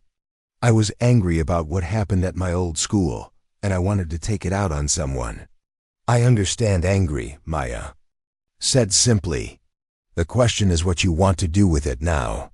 "I want to try this," Raven said, gesturing back toward the gym. "I want to see if I can be part of something positive instead of just another problem that needs to be managed or expelled." Maya smiled. "Then I think you're going to fit in just fine here." As they reached the parking lot, Raven paused beside her motorcycle. "Maya, thank you for not giving me the fight I thought I wanted. I'm starting to realize that some of the things I thought were strength were really just fear disguised as aggression." "We all have to learn that lesson eventually," Maya replied. "The lucky ones learn it before they hurt someone they care about." Watching Raven drive away, Maya reflected on how much her own understanding of strength and leadership had evolved since her arrival in Millbrook. 6 months ago, she would have seen someone like Raven as a threat to be avoided or neutralized. Now she was beginning to understand that sometimes the most challenging people were also the ones with the greatest potential for positive change, if they could find the right environment and support system. The snow that had been threatening all day finally began to fall as Maya walked home, dusting the mountain town with the first real accumulation of the season. Tomorrow would bring new challenges and opportunities, but tonight Maya felt a deep satisfaction in knowing that she'd helped transform a potential enemy into a possible ally. And perhaps most importantly, she'd proven to herself that true strength lay not in the ability to win fights, but in the wisdom to choose when not to fight at all. Winter settled over Millbrook with the kind of pristine beauty that made postcard photographers weep with joy. But beneath the picture-perfect snowdrifts and icicle-laden pine trees, Riverside Valley High was experiencing a transformation that went far deeper than seasonal change. Maya Rodriguez stood at her bedroom window, watching the sunrise paint the mountain peaks in shades of gold and pink, reflecting on how dramatically her life had evolved since that first terrifying day when she'd walked through the school's front doors as the invisible new girl. The self-defense club had grown from 8 nervous students to 32 confident young people who met not just twice a week, but had formed study groups, social circles, and what could only be described as a genuine community of mutual support and protection. Under Maya's guidance and Coach Williams' oversight, they'd developed a reputation throughout the school district as something special, a program that didn't just teach physical techniques, but built character, confidence, and genuine friendships among students who might never have connected otherwise. Raven Martinez had become Maya's unlikely co-instructor and closest training partner, bringing a level of technical expertise that elevated everyone's skills while learning to channel her natural aggression into protective instincts rather than destructive ones. The transformation hadn't been immediate or easy. There had been setbacks, moments of frustrated anger, and times when Raven's old patterns threatened to resurface.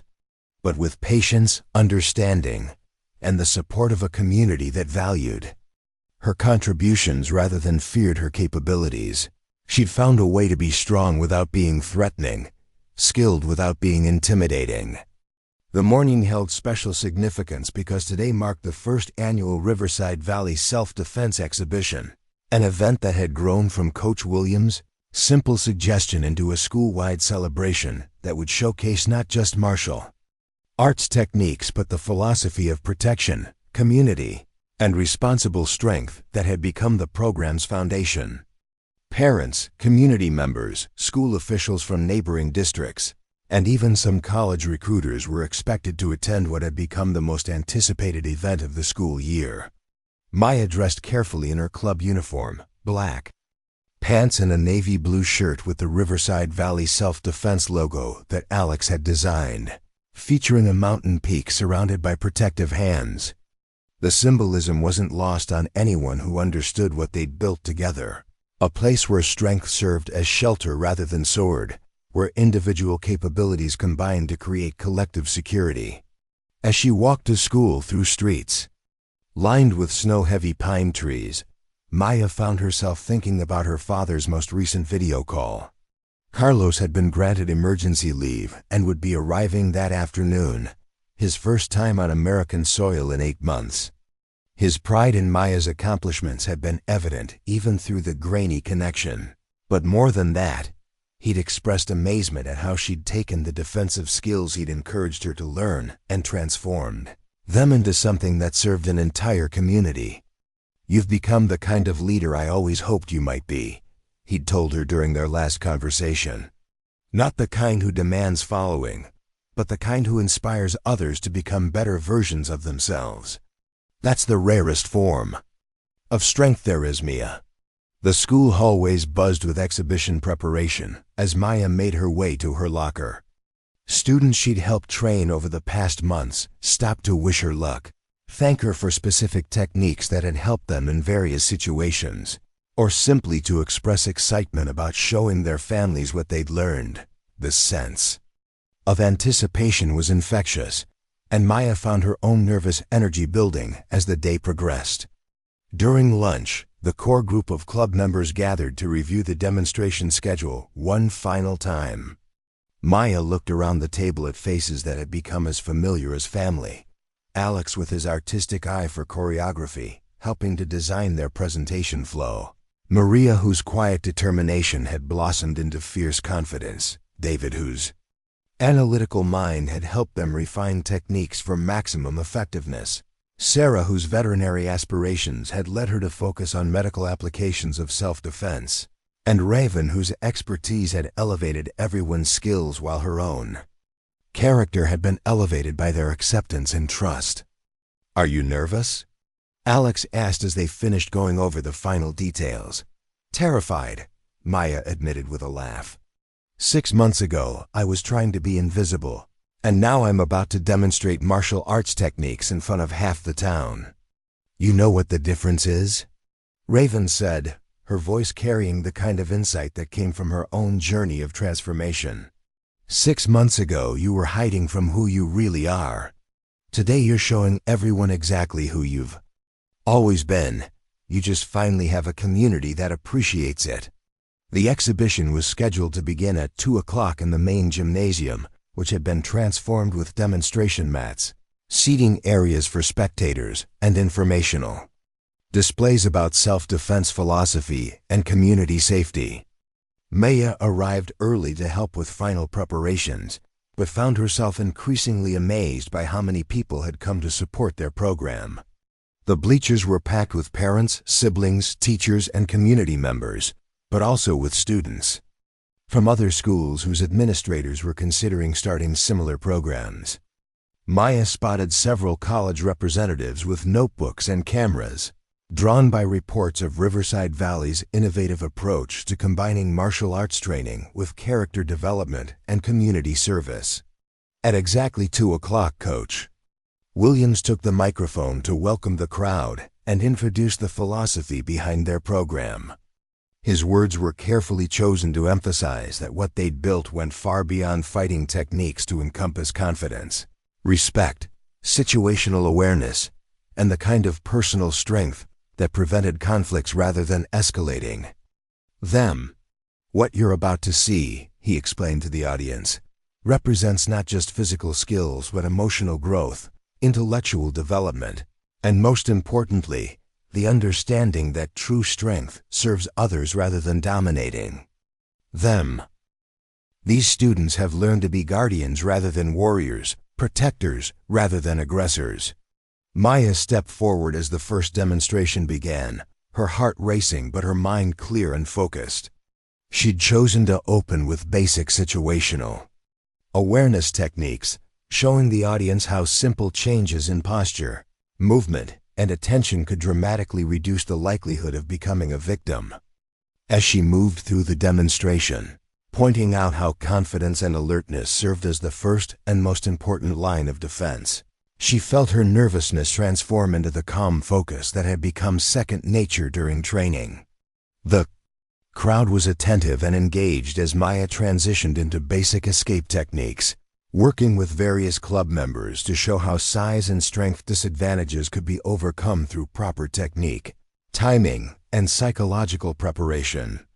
She was careful to emphasize that these skills were tools of last resort, to be used only when escape and de-escalation had failed.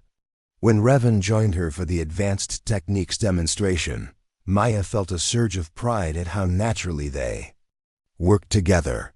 Months of training had created an almost telepathic understanding between them, allowing them to demonstrate complex defensive sequences that looked choreographed, but were actually flowing responses to genuine attacks. The audience watched in respectful silence as two young women showed them what disciplined strength looked like when channeled through wisdom and restraint. The emotional highlight of the exhibition came when Maria stepped forward to share her personal story. Speaking in a clear, strong voice that would have been unimaginable when she'd first joined the club, she described her experience being bullied and how the self-defense program had given her not just physical skills but the confidence to stand up for herself and others in all aspects of her life. "I used to think that being strong meant being loud or aggressive," Maria told the crowd. "This program taught me that real strength is quiet, confident, and always focused on protection rather than domination. I've never had to use the physical techniques Maya and Revan taught me, but knowing I could has changed everything about how I move through the world." Similar testimonials from other club members followed, each student sharing how the program had affected their lives beyond just learning self-defense. David talked about improved academic performance due to increased confidence and focus. Sarah described using conflict resolution skills learned in the club to help resolve disputes between classmates. Alex spoke about how understanding personal safety had freed him to take creative risks in his artistic pursuits. The demonstration portion of the exhibition showcased not just individual techniques, but coordinated responses to multiple attackers, weapon defenses, and scenario-based training that emphasized quick thinking and adaptability over pure physical prowess. Maya and Raven worked together to show advanced grappling escapes, striking combinations, and most importantly, the split-second decision-making process that determined when to fight, when to flee, and when to seek help. As the formal presentations concluded, the exhibition transitioned into an interactive session where audience members could ask questions, try basic techniques under supervision, and learn about starting similar programs in their own schools or communities. Maya found herself surrounded by parents thanking her for the positive impact the program had on their children, administrators seeking advice on implementation, and younger students expressing interest in joining when they reached high school. The moment that meant the most came when Maya spotted a familiar figure in army dress uniform standing near the gymnasium entrance. Staff Sergeant Carlos Rodriguez had arrived earlier than expected, and his presence sent Maya running across the gym floor into an embrace that felt like coming home after a long, difficult journey. "I'm so proud of you, Mia," he whispered as he held her tight.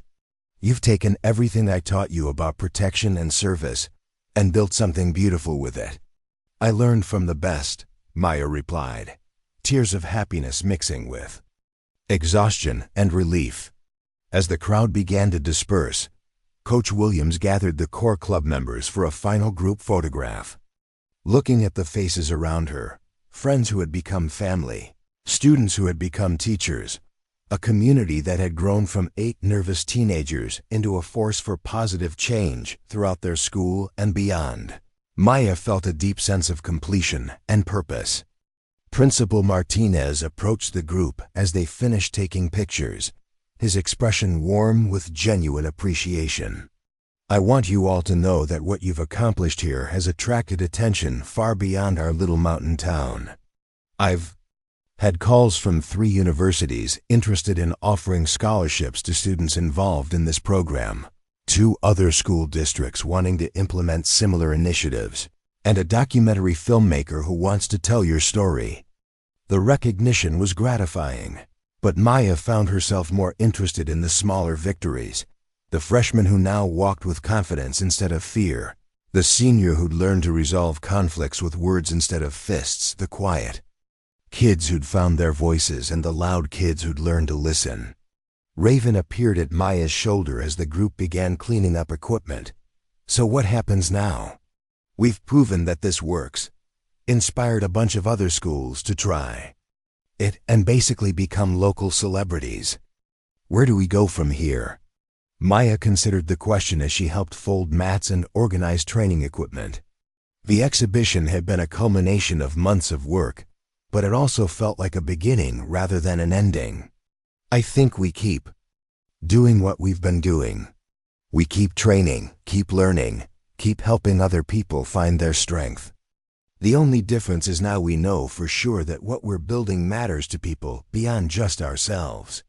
As evening fell over Millbrook and the last of the exhibition attendees headed home through snow-dusted streets, Maya walked out of Riverside Valley High School with her father beside her and her friends surrounding her.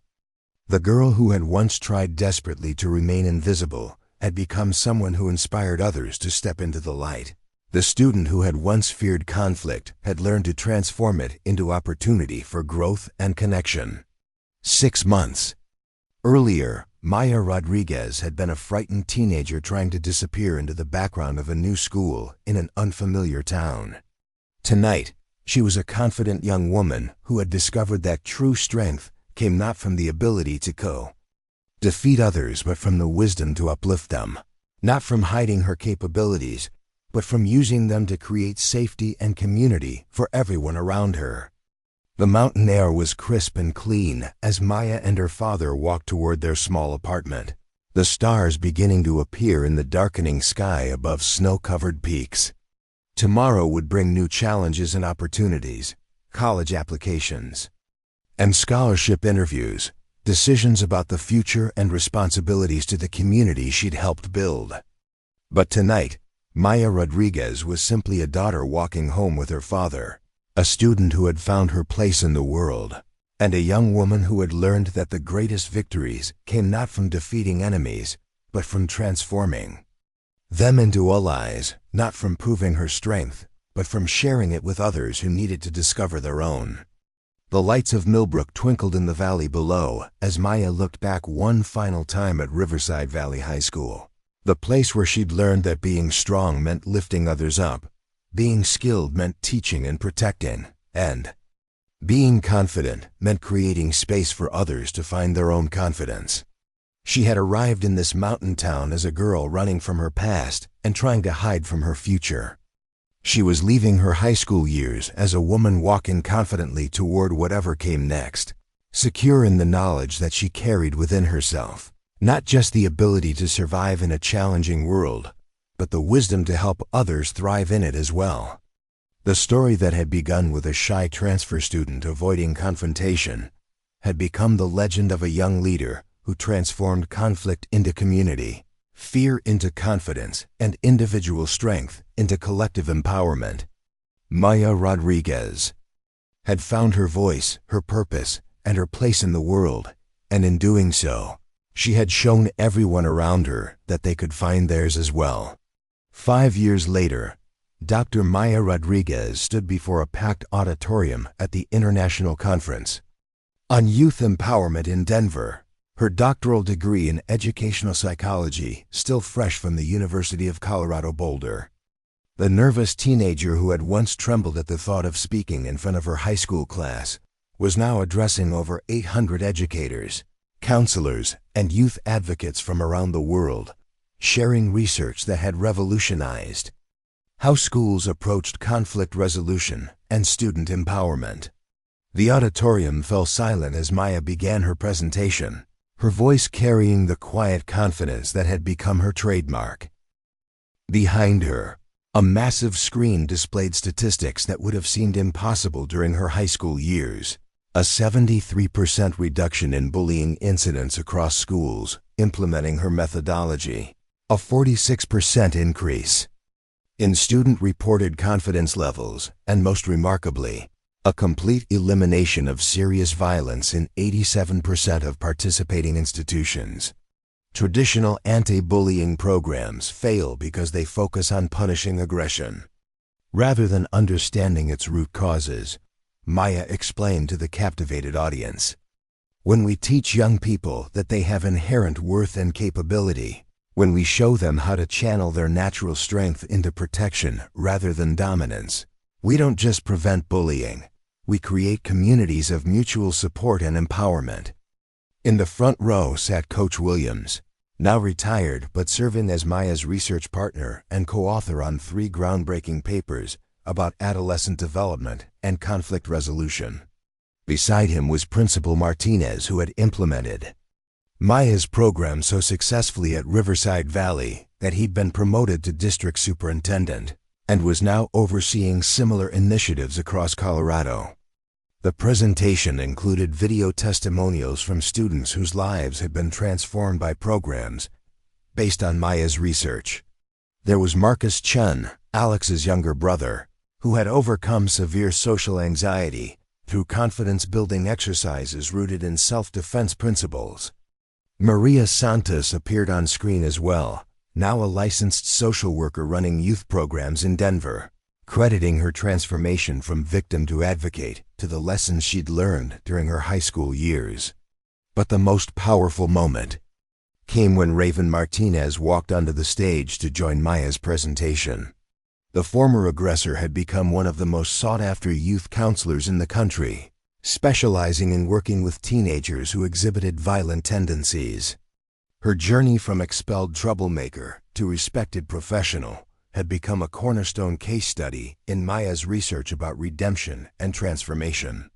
5 years ago, I was the kid everyone gave up on, Raven told the audience, her voice steady and compelling. I was angry, violent, and convinced that strength meant dominating others. Maya didn't try to defeat me or suppress my aggression. She taught me how to transform it into something that could protect and uplift people instead of tearing them down. Together, Maya and Raven demonstrated advanced conflict de-escalation, techniques that combine psychological insight with physical preparedness. Their partnership had evolved into something that transcended friendship. They had become living proof that former enemies could become the most powerful allies when united by shared purpose and mutual understanding. The audience watched in fascination as they role-played various scenarios that typically arose in school settings. The aggressive student lashing out from pain, the quiet victim finding their voice, the bystander learning to intervene safely and effectively. Each demonstration emphasized that violence was always the last resort, but that being prepared for it paradoxically made it less likely to occur. During the question and answer session, a principal from Sweden raised her hand with obvious urgency. "Dr. Rodriguez, your research is compelling, but how do we convince communities that teaching young people self-defense won't make them more violent? Many parents fear that any martial arts training will encourage aggression."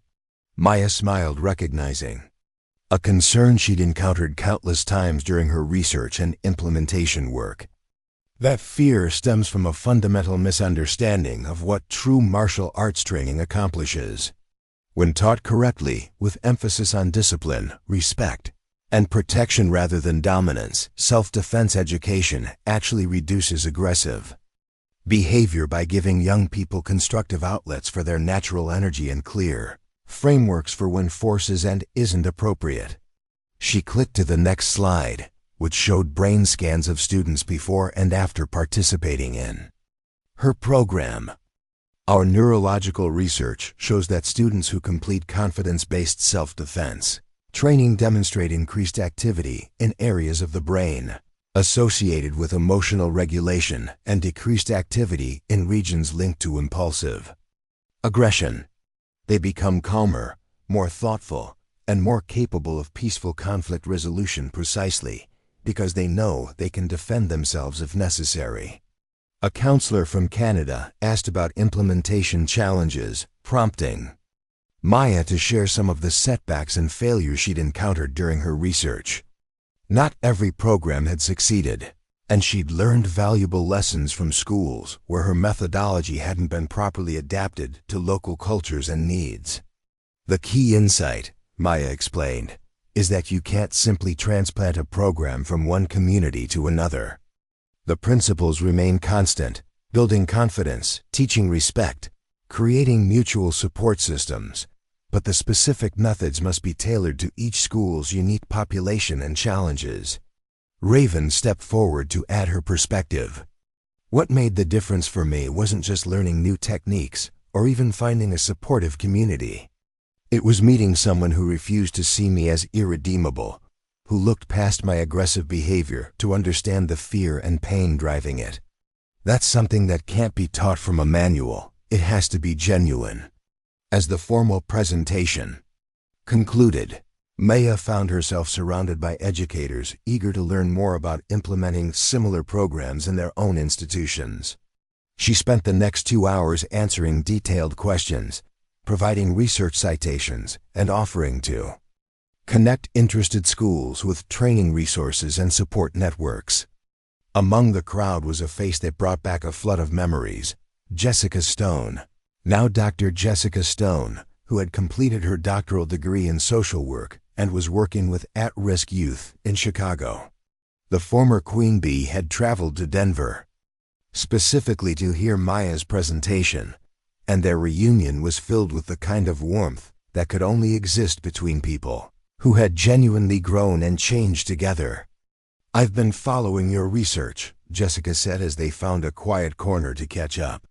"Your work on transformative justice in educational settings has completely changed how we approach behavioral interventions in my program.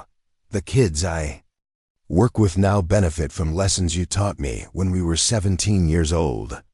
Maya felt a deep satisfaction hearing how their high school experiences continued to ripple outward, creating positive change in communities they'd never even visited.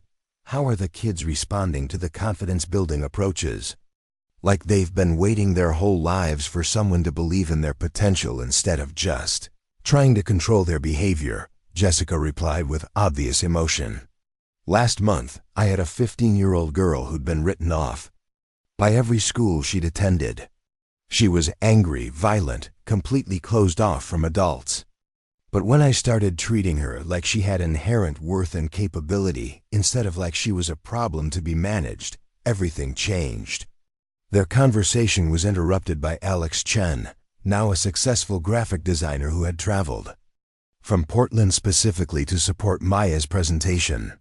His artistic talents had flourished in college and beyond, but he'd never forgotten the community that had nurtured his confidence during those crucial high school years. "Maya, you need to see this," Alex said, pulling out his phone to show a news article. "Remember that documentary filmmaker who wanted to tell our story? The film just won an Emmy for Best Educational Documentary. They're calling it a masterpiece of hope and transformation that shows what's possible when communities choose empowerment over punishment." The documentary, titled From Invisible to Unstoppable, The Maya Rodriguez Story, had premiered on national television 3 months earlier and had already inspired similar programs in over 200 schools across North America. Maya had been hesitant about the personal exposure, but the film's impact on educational policy and youth advocacy had convinced her that sharing their story was worth the sacrifice of privacy. As the conference day wound down, Maya found herself in the hotel lobby with the core group that had shaped her journey: Coach Williams, Raven, Jessica, and Alex. They were joined by several of her current graduate students who were conducting their own research on youth empowerment and conflict resolution. "I've been thinking about something," Raven said as they settled into comfortable chairs overlooking the Denver skyline. "5 years ago, none of us could have imagined we'd be here, doing this work, having this kind of impact. But looking back, I can see how every challenge we faced was preparing us for something bigger." Maya nodded, understanding exactly what Raven meant. Her terrifying first day at Riverside Valley High, the confrontation with Jessica, the near fight in the parking lot, even the moments of doubt and fear, all of it had been necessary preparation for the work she was doing now. "The best part," Jessica added, "is that we're not the end of the story. Every kid we reach, every program we help implement, every person who learns these lessons is going to carry them forward and teach them to others. It's like ripples in a pond that just keep expanding." Coach Williams, who had been quietly listening to the conversation, leaned forward with the wisdom that came from decades of watching young people grow and change. "You know what I'm most proud of? Not just that you all succeeded, but how you succeeded. You could have used your skills and knowledge to build personal empires or accumulate individual recognition. Instead, you chose to dedicate your lives to lifting others up." Maya felt tears welling up as she looked around at these people who had become her chosen family. Each of them had faced their own challenges and overcome their own obstacles, but they had done it together, supporting and strengthening each other along the way. Her phone buzzed with a text message from her father, now retired from the Army and working as a veterans counselor in Colorado Springs. The message was simple but powerful. "Watching your presentation online. Prouder than words can express. You've become everything I hoped you might be, and so much more." As evening settled over Denver and the group prepared to part ways until the next conference, Maya reflected on the incredible journey that had brought them all to this moment. The scared teenager who had once collided with Jessica Stone in a high school cafeteria had become a doctor, researcher, and advocate whose work was transforming young lives around the world.